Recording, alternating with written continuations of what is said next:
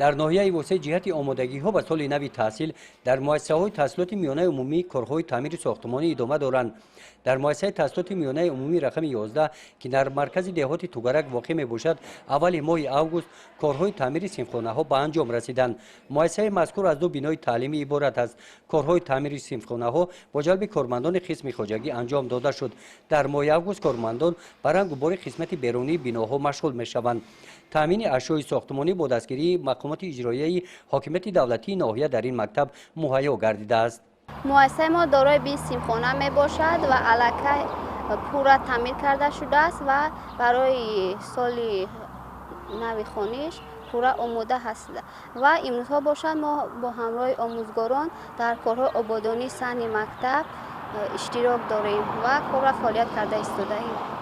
ماموریت این مؤسسه تعلیمی در برابر تعمیر صنفخانه ها در یک وقت استفاده بری زمین های کارم نزد حولیگی مکتب را ثمرانک به راه مانده است.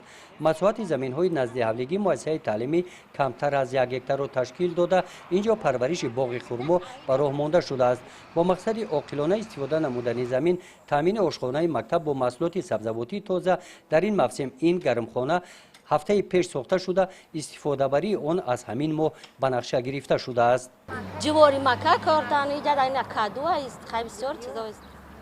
لوبی خیلی چیزا را بسیار چیز کرده پامیدور قلنفر یورا برای امی بسیارتر برای مکتب تحصیل نو سرشوی برای خواننده‌ای که میآیند بر تحصیل اومدند برای آنها استفاده میبرند آشخانه مکتب ده.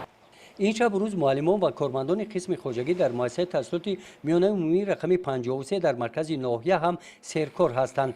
جهت حل مشکلات جای نشست با پیشنهاد مقامات اجرایی حاکمیت دولتی ناحیه وسه و جلب صاحبکاران نزد این مؤسسه تعلیمی این بنای نوی تعلیمی دو آشانه عبارت از 10 صنفخانه ساختمان آن در عرفه انجامیابی می باشد.